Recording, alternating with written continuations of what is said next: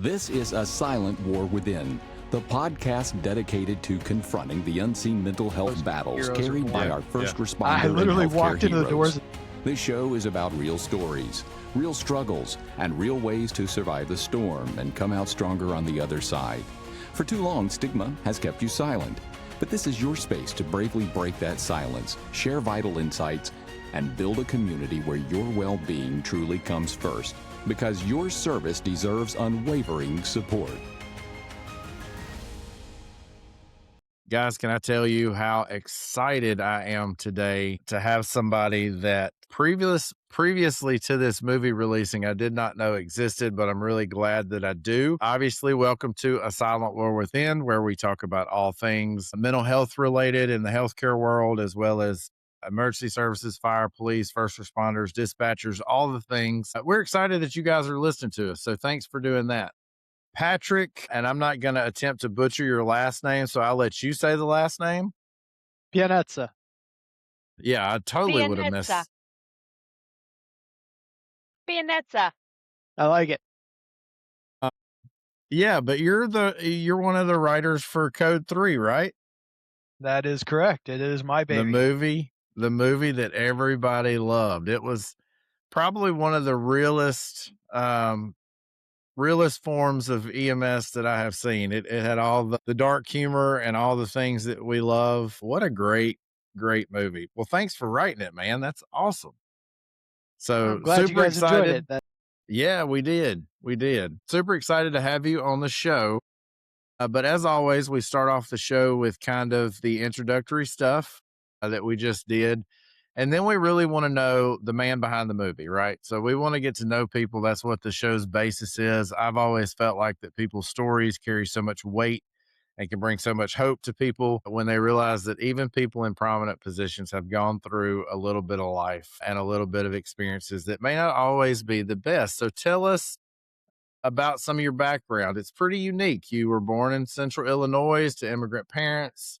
You've been kind of doing everything: biology student, paramedic, writer, actor. Like you've done a whole lot. So tell us who Patrick is. Don't tell us about Code 3 yet. We'll get to that. But tell us who Patrick is. Patrick is a complicated creature. But yeah, like you mentioned, I grew up in kind of rural Illinois. Springfield was the big city. So for those of you out there, Springfield is the capital. It's not Chicago. I hate to burst anybody's bubble. But I grew up in a little town called Sherman, north of Springfield. And yeah, my parents were both immigrants. My dad immigrated from Italy. My mom immigrated from Canada. But she actually grew up in Italy. And my dad, when he immigrated, spent the majority of his life here in the U.S. But they're both foreign born. So I am, by all definitions, an anchor baby, I guess.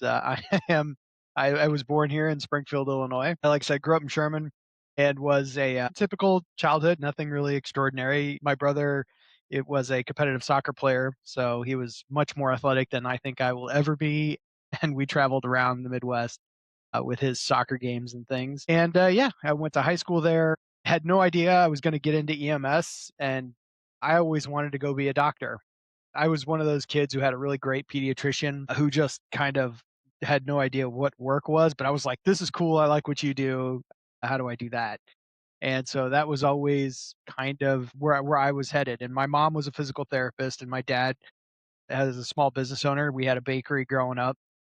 And so what I tell everybody is that I'm what happens when those two get together. You get somebody who gets their master's in healthcare administration. And so part of that was growing up in an Italian bakery, bread bakery, which was all kinds of fun and very stressful for as long as it was in business. But yeah, when I was in college, we had gone on vacation, and I started my career at community college.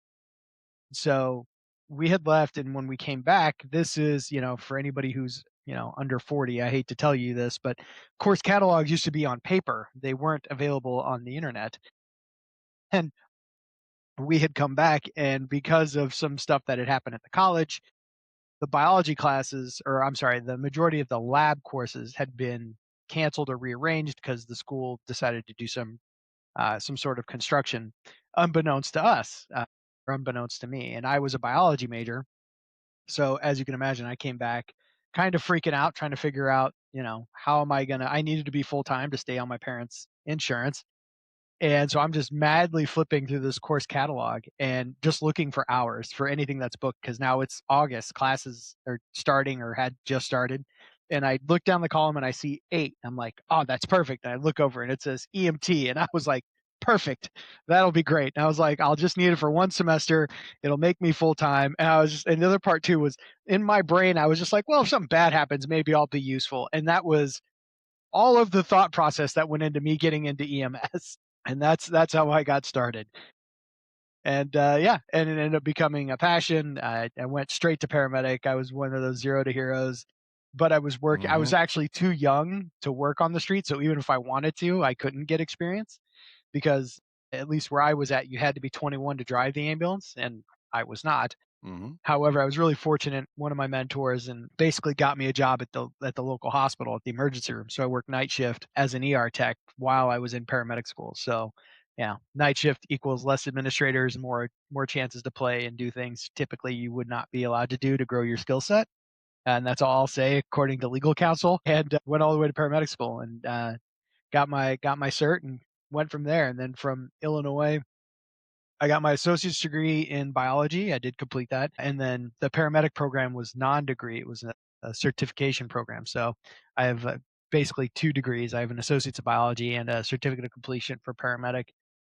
And then transferred to Carolina, the University of South Carolina, which I live in Southern California. And I take an immense amount of pride reminding everyone that we are the real USC. And anybody is willing to argue with me, I tell them we were a university before they were a state, so we win. And went on and got That's my true. bachelor's in public relations and a master's in healthcare administration at South Carolina. And the whole time I was working night shift for a county agency working 911. Wow. You are And then a I've done a man lot of more after many. that, but that was kind of the younger version of Patrick. That's No, like that a is tornado of a way to start. that is literally the most EMS ADHD thing I have ever heard anybody get into EMS, because I'm a firm believer that we all have a little touch of maybe on the spectrum somewhere, and that is the most whirlwind adventure that you just took us on. So I love that. That I is was a really fireman cool. too. Yeah, yeah. I see your It- helmet uh, back there. That's I joined. cool. Yeah, I joined the Volunteer, Sherman right? Fire Department. The Sherman Volunteer Fire Department. They were the first ones to have me. They didn't care if I was 21 or not. So sidebar, kind of funny conversation. After I got my EMT, I went into the firehouse for the first time ever. Like, I just knew that it existed, but it was never. I was not one of those kids that was like at 5 years old being like, I want to be a fireman, like most heroes are born. Yeah, yeah. I literally walked into the doors of the volunteer firehouse and met the chief, whose name's Rich Kuhn. He has since retired. But I went to him and I was like, listen, I have no interest in fire. You guys are nuts. Fire is insane.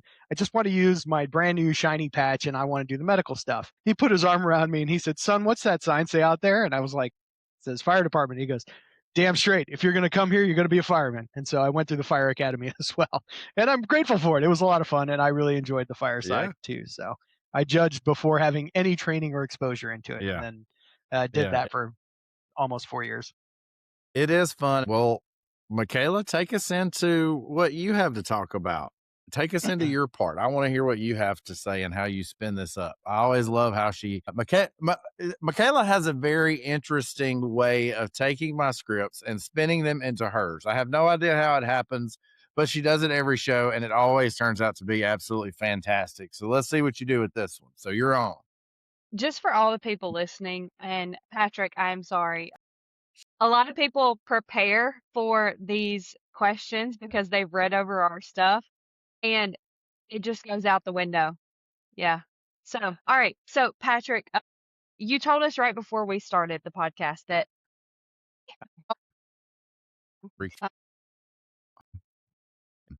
So, Patrick, we were talking about how you're not actively working anymore as like EMS boots on the ground, right?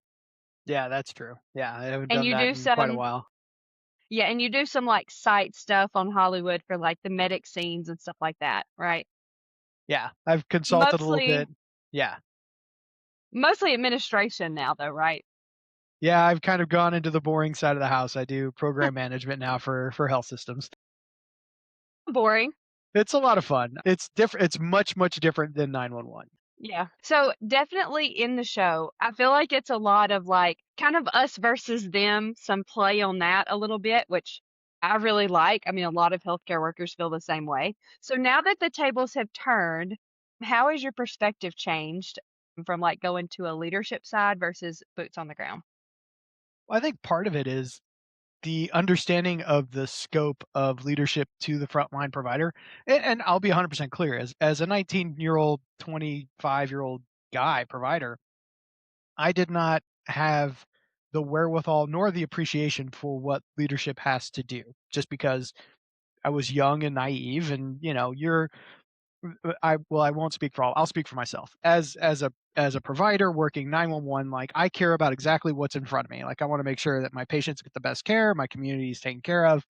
And sometimes I may not have fully comprehended things like budget implications, staffing, the protocols, and the politics around everything from operational management to, how your med control is feeling that day.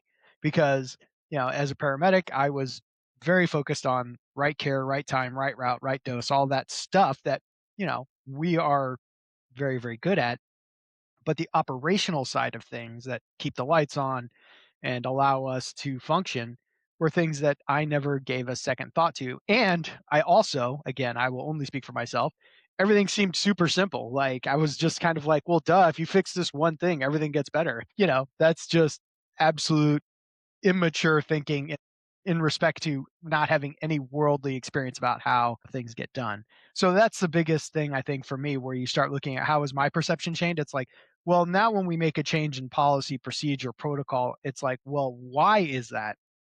And this is where I think leadership writ large can do a much better job explaining things, because you can't, as a leader, you can't just say, well, because we say so. None of that flies. That would never have flown for me. And, we get told stuff like that all the time. But if you can at least tell me why something is changing, then I can parse it out. So long as it doesn't conflict with patient care. That's always the rub that everybody has. And as long as you can explain that in a way that either indicates that it will be better for patients, or for operational reasons we have to do something, like, that makes it better. But that's Right. the looking behind the glass piece is something that has served me well. And I think having all of that street Yes. experience, I was a clinician essentially full time for a dozen years, allows me to understand the voice of the providers and the people that are providing care. And for a long time, I really resonated with what you said because I did management for almost a year of my nursing career. And then I went back to the floor. And then now I'm kind of like the in between. I'm like nursing supervisor, whatever. And so I've seen both sides of that coin.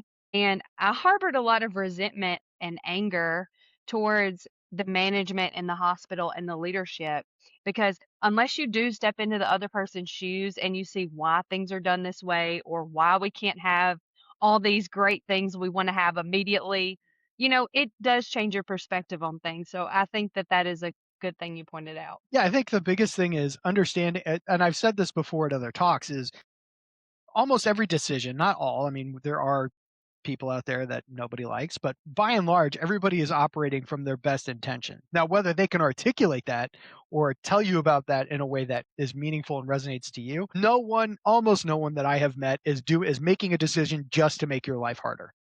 Everybody's trying to do the right thing. They're going right past each other. Yeah. So, and another thing is you've worked in patient experience since 2010, kind of. Yeah.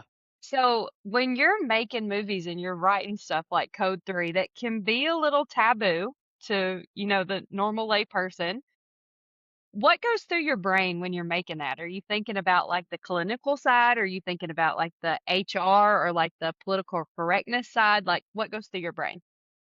Code 3 was definitely born of, I wanted to tell an EMS centric story, and I cared less about the administrative HR patient experience side. But the reality was, we absolutely use that, because there's that scene with Dr. Serrano, um, when he's like, I've got an administration that will hire enough staff and they want me to be faster and nicer. That's a direct homage to what I'm currently doing. But it shows the stress that, again, with people's best intentions, due to either the regulatory environment or the realities of providing healthcare, they are both under stress. It's just coming from different angles. Like Randy's just burnt out. Like that's the whole point of his character. But Rob's character is also burnt out, but he's burnt out because you think before we have that scene, the idea is like he is the god of the emergency room. And it's like, no, he's got a boss too. Right. And his boss is yelling at him. So it was a melding of both of those. But for me, the most frightening thing for me is when we test screened this film in front of a room of medics and firefighters. And that was the whole thing. We test screened it and we only solicited people that were actively working. And I was scared to death that somebody was going to stand up and go, you got it wrong. Because that was the whole thing that was my hill to die on. Numerous stories from behind the scenes and scenes that hit the cutting room floor where, again, Patrick's not the director, Chris Leone is. But because of my friendship with Chris and because we wrote on it for like 12 years, I could nudge Chris and be like, hey, man, that doesn't look right.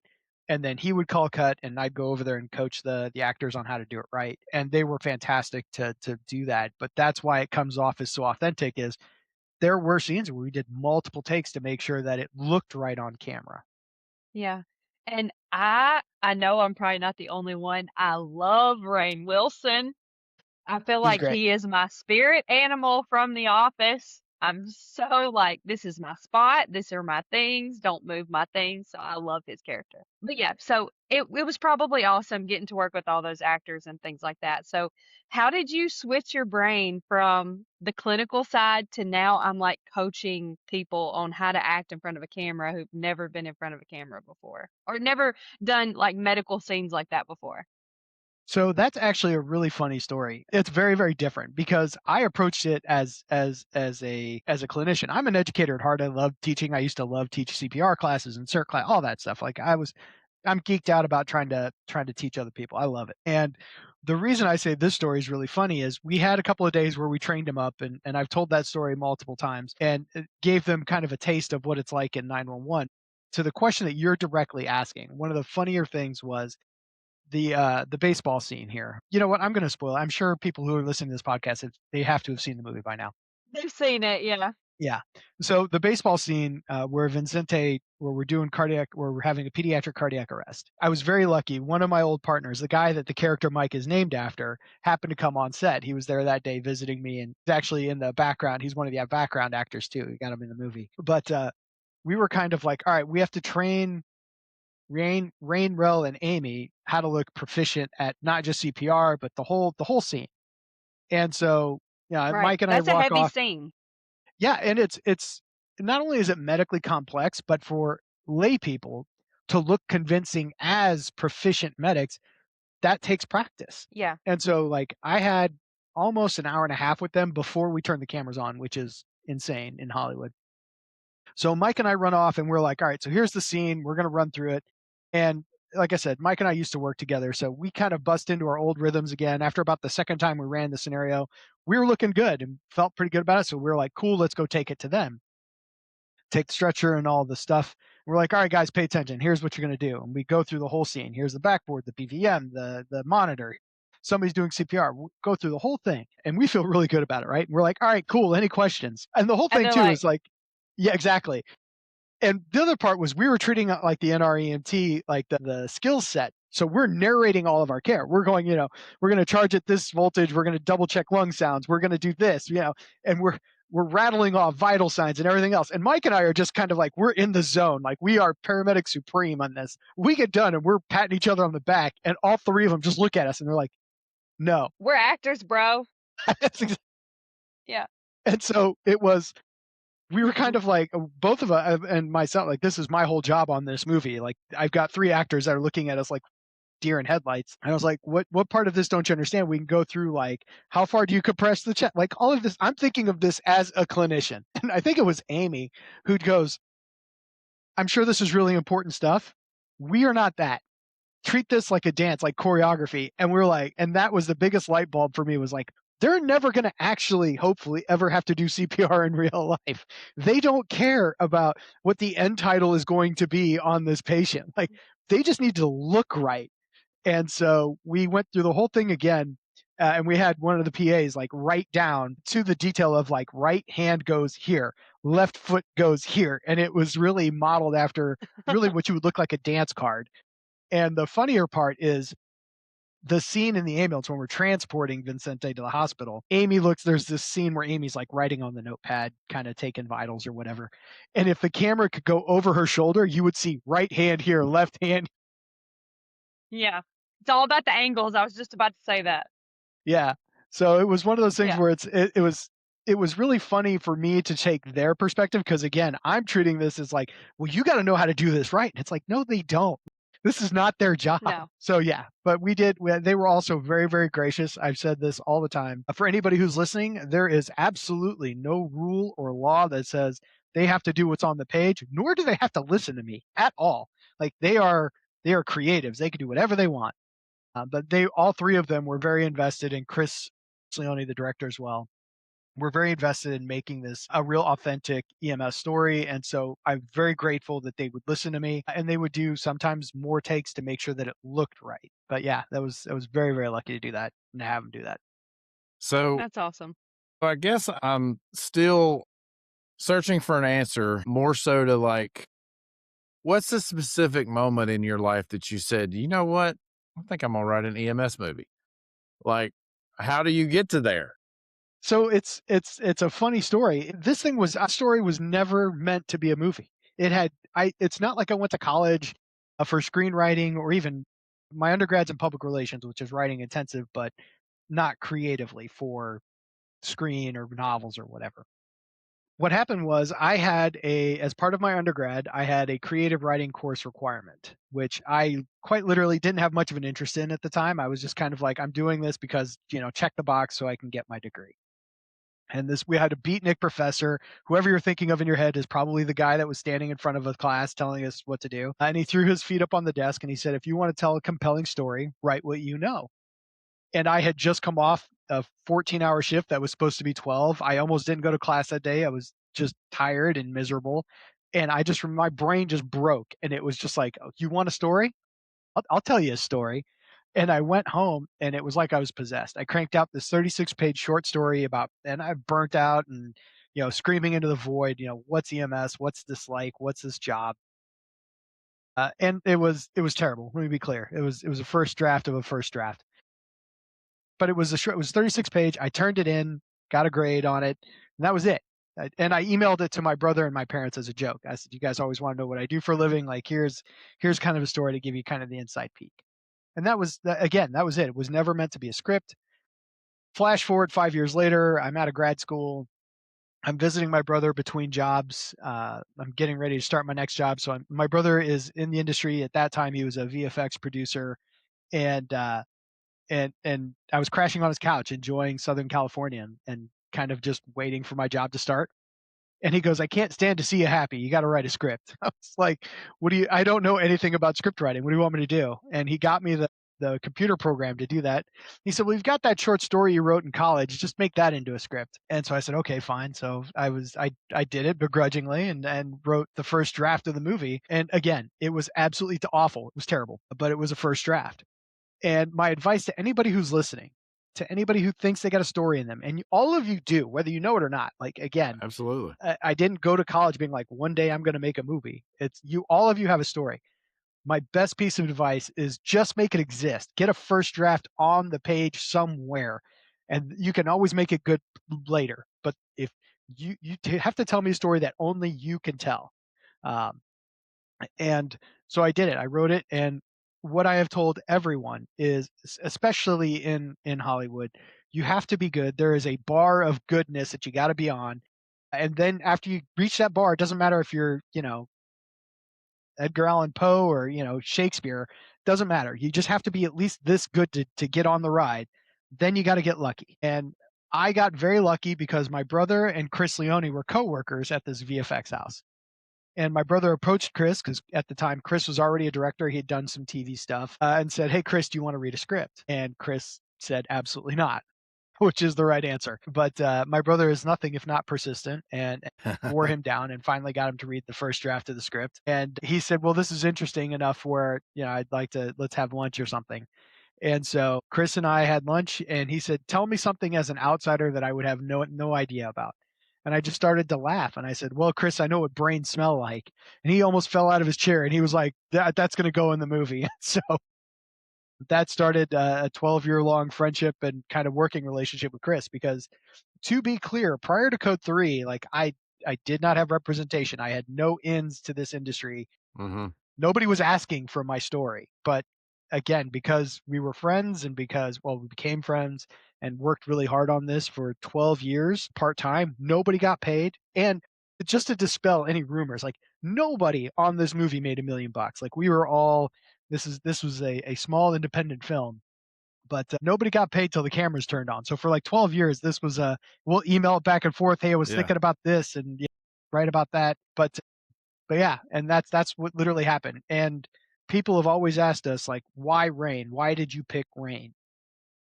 And I tell everybody, I'm one of those incredibly fortunate souls. We didn't pick Rainn. Rainn picked us. Once the script was at a point where Chris and I were convinced that it was good enough to share, very close to what you saw on screen. Obviously, lots of modifications happen after somebody buys it, but to the point where we were like, this is good. Because again, Chris is repped and has been a director and a writer for years. His managers and agents started shopping around town. Somehow it landed in Rainn's lap. Rainn read it and Rainn loved it. And because Rainn loved it, he got us the studio and the financing and everything else. So it's not like we were holding casting call and Rainn Wilson walked into the room. It was, he read it and he liked it and he got us the rest of the way. Let me tell you, no one in Hollywood was burning up my phone being like, we got to make this movie for Patrick. Yeah. And his personality was perfect for that role. Perfect. You couldn't have picked a better person. I agree. I firmly Yeah. agree. It was when I found out that he liked it, I was just like, all right, cool. This is better than anybody I had in mind. So, as you're writing this with Chris Leone, how do you translate the grit, the dark humor, the very heavy emotional part of it that's kind of embedded in that movie in certain spots? My favorite scene is the dead nursing home patient, just the best, because I've been there and done that. And I mean, how do you translate this to somebody who's not in our industry, somebody who's not familiar with how dark we truly can be sometimes, into something that the public can understand? Well, I think it's a delicate balance. And again, you see the movie. We don't shy away from the darkness. Like we'll go there. Right. Yeah. But as anyone who's worked this job, like there are 10 to 12 shades darker you could go. So we were kind Yeah. of like, where's that line where we're gonna lose people? And so we tried to stay on that line where it's still palatable. But how we get there was really through trial and error. Like I would tell story. Basically, Chris is a wonderful listener.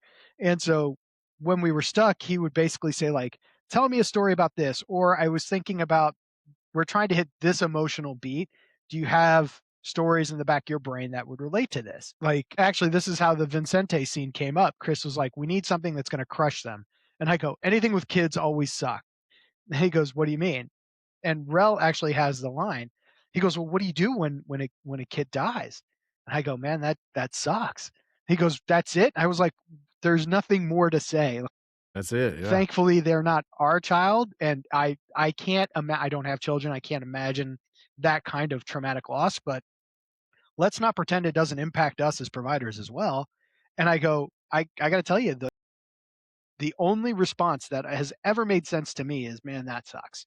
And the fact that Rel has that moment in the back of the truck and he says that to me is just kind of like, that's chef's kiss in my opinion. Like there's a lot of small nuanced things that I absolutely adore about this film. And that's one of them, because that's 100% me saying that. And we would talk about things like that. And then it was like, well, how do you process that stuff?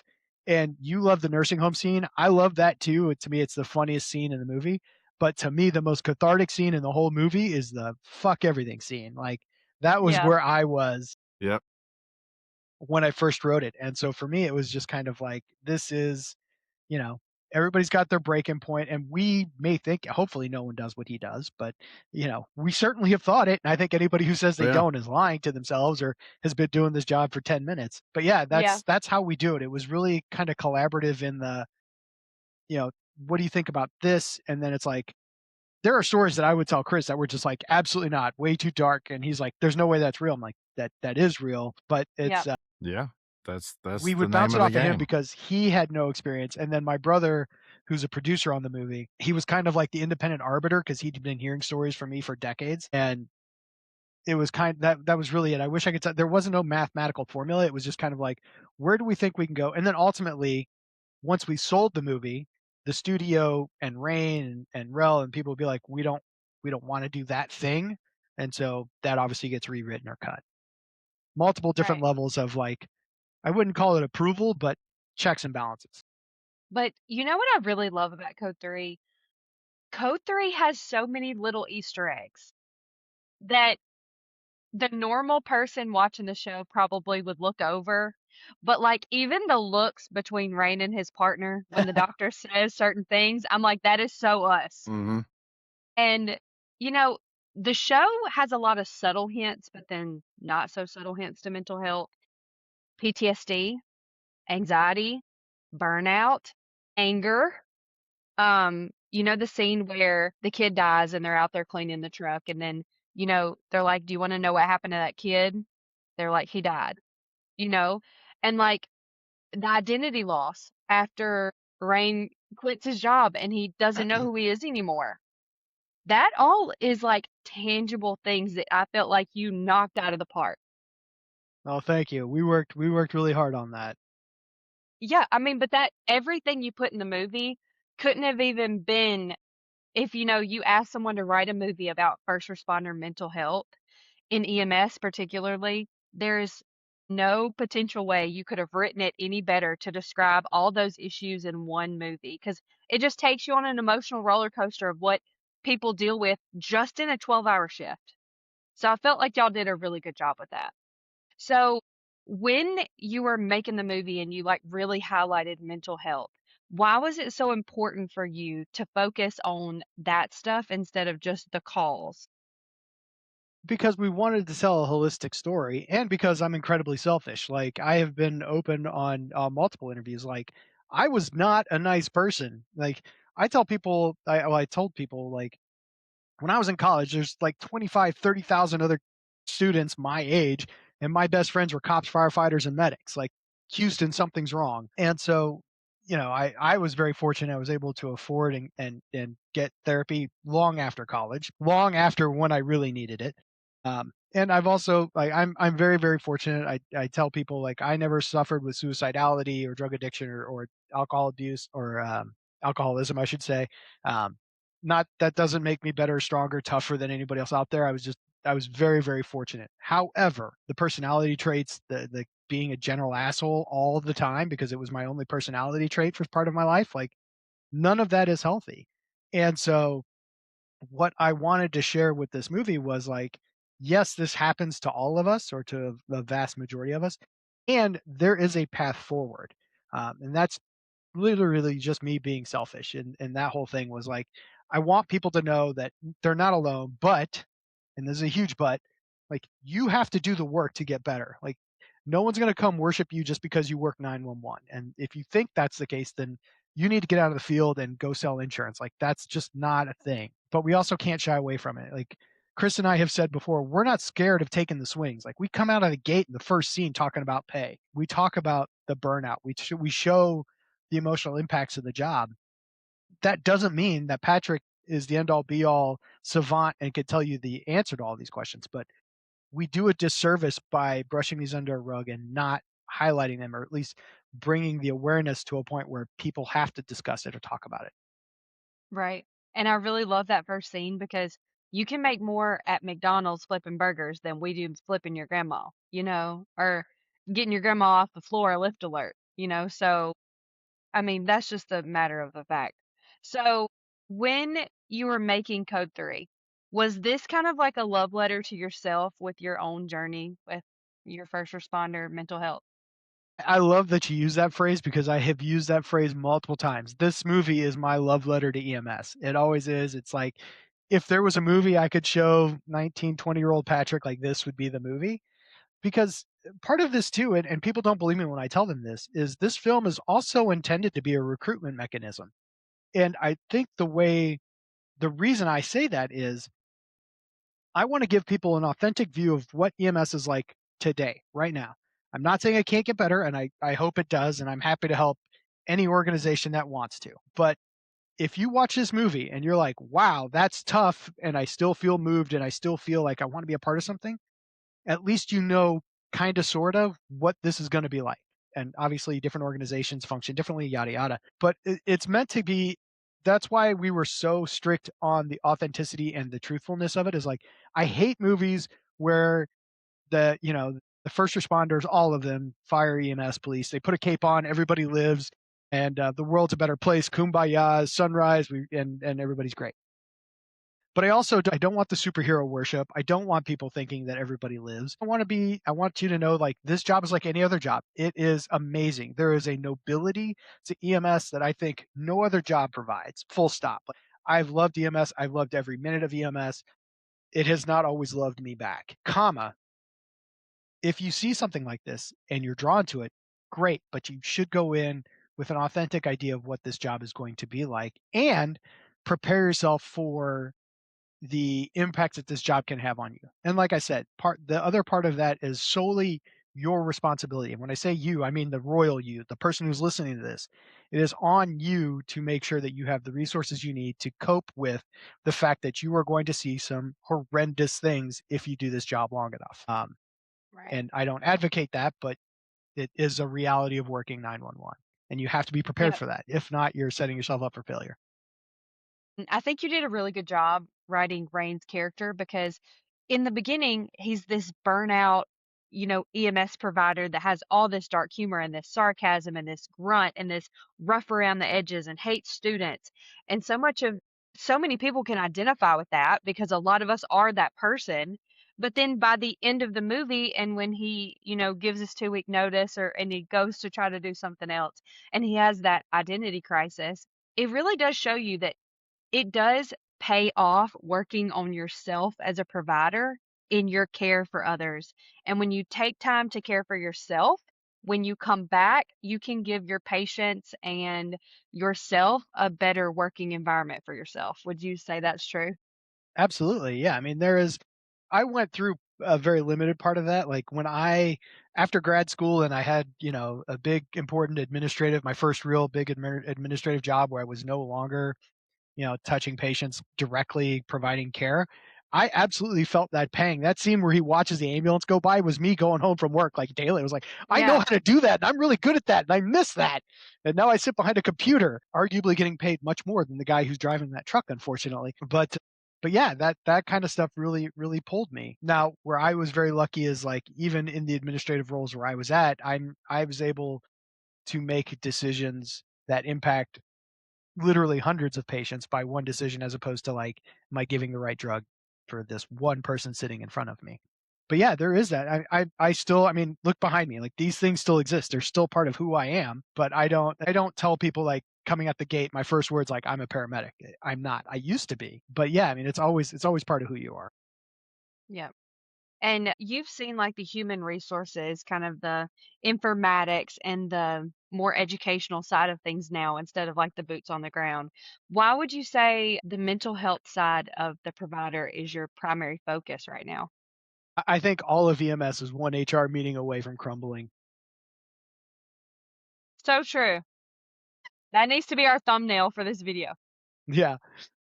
So to answer that question, I think it's about, when we talk about mental health in first responders, going all the way back to what we started this podcast with, it's people's best intentions. When I speak to organizations, the first thing I usually hear from leadership is, we have a robust EAP, an employee assistance program. And I believe them. Again, almost everyone I have met in all of healthcare is trying to do the right thing for the right reasons. My answer to people who say you have a robust EAP program is, I believe you. When was the last time you vetted it? And what I mean by that is, for those of you who work on the street, you probably don't care about this, but if there are leaders listening to this, pay attention. What I mean is, call them tomorrow and be like, hey, I'm burnt out. I need to talk to somebody. Now, most likely with the organizations, the EAP systems that I have tried, you're talking to a coach. You're typically not talking to a clinician unless, they're really great. And then what happens is, ultimately, those people on the phone are trained to make sure that you don't jump off the bridge today. And then they're going to provide you a list of providers within certain radius of your zip code or whatever it is. Now, that list is usually incredibly flawed. The first person's dead. The second person isn't taking new clients. The third person, has an appointment 6 months from now. And so from the employer's perspective, they're like, we pay gobs of money for this company to provide these counseling services. Then as soon as you start going down that path, the people that need those resources, i.e. your providers that may or may not be in crisis. Crisis does not mean suicidal for anybody who's listening. It just means like, hey, they have finally ratcheted up their confidence to ask for help, which is a huge mountain to climb. Okay, when they've gotten to the point where they're asking for help, now you're calling this resource, and this resource is not useless but not user friendly. And now that person who's already in crisis has to then go down this list and or find somebody. And then the last rung in this ladder is like you finally get a therapist and they may not be the right fit for you. I've told people before, again, you're not alone. Like I went through 2 or 3 of them to find the one that fit me, someone who understood, my dark humor, who understood, what that doesn't mean they have to be paramedics, but they had to understand like there are times when when they call me out on my bullshit, right? Like you need somebody who's not your friend. You need a therapist that is clinically trained. Friends are great, but you need somebody who's trained to be able to, go straight to the heart of the matter. So that's what I talk about when we talk about the HR and the burnout piece. The more we bury our head in the sand, the more we're going to continue to see these god awful statistics that first responders have twice the suicide rate, right? Like we just are. We're hardwired to help. It's very hard for us to ask for help. So when you get somebody who finally has the courage to ask for help, we should have resources immediately available. And I think that there are systemic ways to address some of those inadequacies, but it costs everything else. It's time, money, and effort. And I'll die on the hill of like, we have to take care of the people that are taking care of people. That is so good. So somebody that is sitting in their paramedic truck, they open up whatever streaming platform, they watch Code 3. What do you hope the paramedic that watches this gets from this movie? What was your intention? What are you trying to message to people? I think, first of all, I want them to feel seen, appreciated, and heard. And I hope they feel some form of gratitude from myself. I know Chris has said it, so I'll speak for him and my brother that, that we put something out for you, not just for you. We want to make it obviously entertaining for the rest of the world because, it's a movie. We want people to be entertained. But we also want specifically this community to feel validated in a way that I don't think you have seen ever in a movie portrayed accurately, about something that is doing the best we can to tell our story. And I also want them to walk away once they have that realization, hopefully, of like being seen or feel appreciated, that if, and a huge if, I don't say that everyone in EMS is broken, but if you see yourself resembling Randy, that it helps build your courage to be able to reach out to help if you need it. And while the movie is certainly not going to, specific steps to take, I want people to know that they're not alone. They don't need to hold it in and pretend that they can shoulder the world's burdens because no one's that strong. Yeah. Man, great message. So you kind of said it earlier, but to that medic who is creative, who feels like they have a story to tell, what's the next step after they finally write the rough draft? Like they want to build something. What do they do with their story once they write it down? Or is it just the cathartic That is nature of writing something on paper? I was just about to say that. it's part of it. The reality is like there is no it's hard to I'm going to answer this backwards. Like there is some meritocracy, but not like what you think. It's not like the smartest, bestest person is automatically gets something published or gets something made. You have to be comfortable, and you have to be not just comfortable. What's your creative outlet? Like the fact that you have created this thing, like that's got to be the thing. That has to be where your bar is for you to feel good. Now, the rest of that stuff, like I said, is just luck. I've had lots of people reach out to me and be like, hey, do you want to read my story? Do you want these in? And it's like, thank you, but no, like I've already got other stuff written. Like I don't need, not that I don't appreciate the fact that you did something, and I'm probably the closest avenue to anybody in EMS that is doing stuff like this. That's great. I'm proud of you. You do great. Don't send it to me. You do you. Yeah. And to be clear, that's not me being like, oh, I'm the only guy who can do it. But it's also like the struggle is the part of it. Like I didn't come in with these weird ambitions. We didn't know, this is a true story. We didn't know that we were going to start shooting until the Sunday before the cameras turned on Monday. Chris, my brother, and I were at a bar looking at each other, drinking a beer going, do you really think this is going to happen tomorrow? And all of our phones went off at the same time being like, be at this location at 8 a.m. And it's like, that was kind of like our, oh, holy shit, like this is actually happening. It's actually doing it. Yeah. So yeah. The beer got better. The beer tasted a lot better that night. That's for sure. Yeah. But there is no path that is like step A, step B, step C. There is no algorithm, right? There's no airway pathway that's going to get you to like, and now Steven Spielberg's going to read your script. Like that's, I hate to tell people, it's just not how it works. Now, the good news is with the internet, everything becomes easier to get in front of eyeballs. Now that could be one person, that could be a million people. It just depends on if people like it or not. But regardless, you can't think about the, will it be commercially successful? Because the honest answer is I don't even know if Code 3 is commercially right successful yet. We're still waiting for the numbers to come in, but just make it exist. Write the story and then give it to your friends. Let them read it. And if they like it, then you might have something. But you also have to be like, if they're giving you feedback, like your character is one noted, wants to set the world on fire, like maybe you should rewrite that person. But it's multiple revisions, getting it to a point that's good enough to share, and then it's up to you how you want to share that. You can put it directly on the internet. You could write a book. You can try to write a script, but there is no way. Like again, I got very lucky, and that's because Paul and Chris were coworkers. That was it. And Chris could have said no and stomped his feet and said, "I never want to read a paramedic movie script," and I never would have been on this podcast. Patrick, that brings up a good point because I think if someone is watching this and they say, maybe I want to write my own story down, I was just thinking I probably could write a TV series about all the crap. that was. She's always so aggressive all the time. Big timing. Why's your Annie, dog hold on, so let me aggressive? kick her out and then we'll hold on, we'll kick her out. She sees another dog. Hey, She's always been like this. Yeah.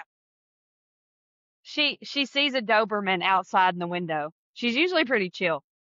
I'm surprised my She dog hates hadn't her. come in here. Okay, let me go back. Where's that, Kevin? I was saying something really. Oh, a good point. Yeah. Okay, let me get back on my spiel. So a good point, Patrick, that you made was, just writing that is cathartic, and telling your story and your own personal advocate for yourself is, I feel like, very liberating. So I feel like you also have to be pretty content with the fact that it may never go anywhere. Would you say that's true? Yeah, I was lucky. I was in Vancouver and I got to talk to a class of creative writing course. And what I told them is the same thing I will tell everyone is, number one, if you're reliant on any version of AI, then don't do it, because AI is not going to tell me a story. I am only interested in a story that you could tell. And that's what Code 3 is. Code 3, I think, at its core is a story that I wrote that had anybody else taken that script would not have been as good. Now that's not just ego. Don't get me wrong. There's plenty of ego there. But that's not just ego. This is my story. All of those calls are referencing various things in my past. Like, I don't think anyone else could tell the story as well as I could. That has to be what it is for you. And it can be as simple as journaling. Like, if you like to journal, that can be the release that you need.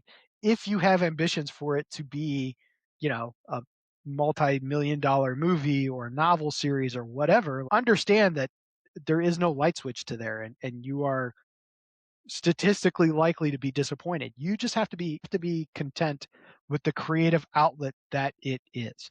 Whether I make another thing that makes $1 or whether everything that I write lives in this laptop, that's what it is for me. But if you set yourself up to only believe that I'm only going to be happy once my creative thing makes $5 million, like I'll tell you right, I haven't made $5 million yet. So it's like, I hope you do. I want to be clear. This is not me just crapping on your dreams. I hope you are ridiculously successful in whatever it is that you do, and you can laugh in my face someday. But if you're writing stuff, you have to be content with writing it just to write it. Yeah, and I think the other piece of that we haven't hit on, this is kind of the last thing as we start to kind of wrap it up. The interesting thing that I found about you is that you're a dual citizen. You speak multiple languages, some better than others, admittedly, and you're really a family man. How do you maintain your own identity so that the paramedic or the writer doesn't consume the Patrick?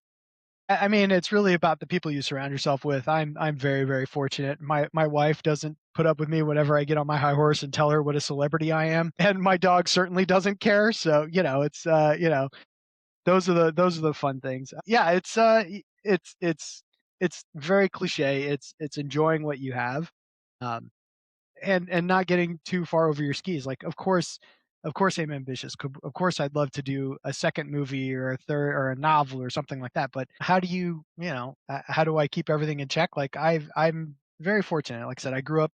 The household I was in, we spoke Italian all the time. We were kind of one of those families where it's like English on the outside, Italian on the inside. I lived in Montreal for a short period of time when I was like a toddler, so I speak horrendous French that most people would laugh at. Everybody I've met at laughs at. And I speak Spanish with an Italian accent because it's awful and people think I can't figure out which language I'm trying to speak. But, it's the things that keep me humble are the things that realizing like I'm not Rainn Wilson. Like I go outside my door, nobody knows who I am. And I'm perfectly content with that.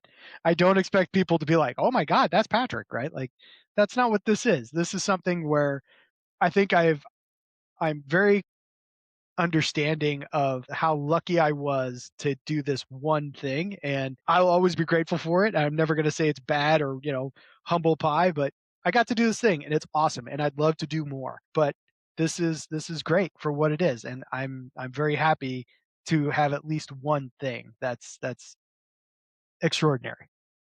Well, from me, I know from Kevin too, you did a wonderful job Absolutely. writing Code 3. Absolutely. And I felt like you were an advocate for a lot of burnout healthcare workers that don't get any recognition, and our story is not told, and the general public has no clue what we go through.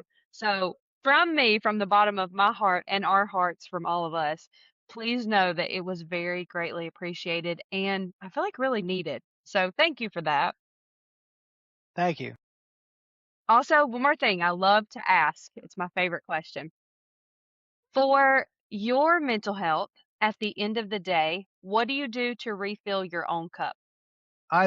There's two things. I love to cook. I've always been good at it. And so for me, at the end of the day, when I'm in the kitchen, and it doesn't have to be an exorbitant meal. It can just be like looking at the fridge and figuring out how am I going to combine these ingredients? How am I going to make something that's really tasty? That's how I get to put everything away, and that's where I get to be creative almost every single night and get to do something crazy.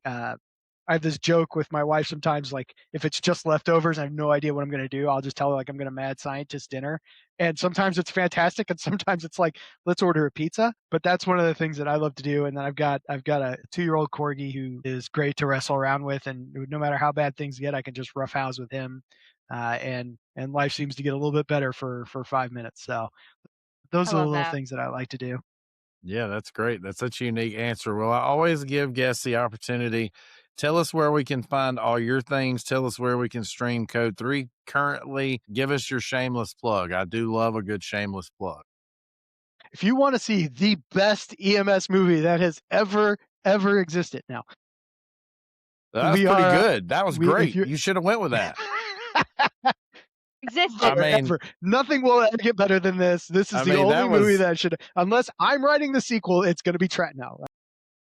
Code 3 too. Yeah, code.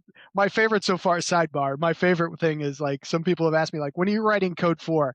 And my favorite answer is like, I don't think you know what that means. It's like Code 4. They're on vacation. Mm.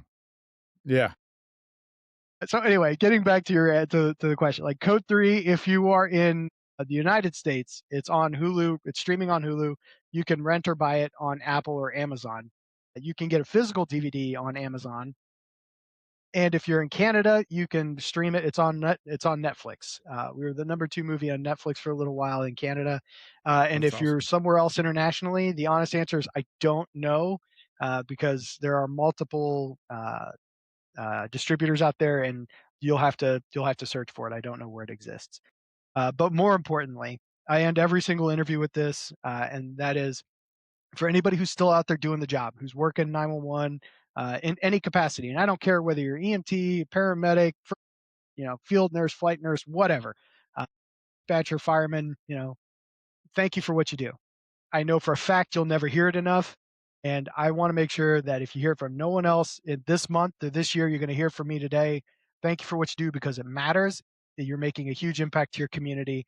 And I don't really care what anybody else says. I want you to know that I'm grateful for it. And I hope you find value in that because I knew as a job, you never hear it enough, but you're going to hear from me. So thank you for what you do because it matters. That is so awesome. So kind. Patrick, thank you for giving our world a voice through your movie. Thank you for showing us what EMS really looks like, even some of the darker sides that we encounter. So we are, from a mental health podcast, I'm very appreciative that you definitely put that piece into the movie. That is something that is starting to get talked about more, but still not talked about enough. You've made some great points. Thank you for giving us your time and your honesty and opening up a little bit to us. We really appreciate that. Thank you so much for having me. It's been a ball. Yeah. And as always, guys, you can find us on all the places. You can find us on TikTok, Instagram, Facebook. We stream on YouTube, Spotify, and Apple Podcast. You get a new episode every week. That was my commitment when we started. We have been great about upholding that commitment. We've only missed 1 week, and that was because I needed a break. I am just as human as the rest of us, and sometimes I need a break. Because this is just a passion project for me. This is not my job. This is not anything either of us get paid for. Angel does a great job with all of our social media content. She doesn't get paid. None of us get paid for this. So that was never the intention. The intention was to let you know that you're not alone and that somebody else has gone through this too. And there is light on the other end of that dark tunnel if you're currently there. As the show closes, you'll notice that we have all the resources up there for some mental health things. Take advantage of those. If you're in that spot, take advantage of those resources. They're important. And as always, we say, MaKayla, you want to say it? You're always so much better at it than me. Here we go. Be safe. Be safe. Take care of your mind, and we will talk soon. And my credit card just got charged $1.99 for that. Thanks again, MaKayla. That You still sound like a 1-900 operator to me. But guys, really do. Be safe, take care of your mind, and we will talk soon. Patrick, again, thank you. Goodbye, everybody, as we close. thanks, Thanks, Patrick. everybody.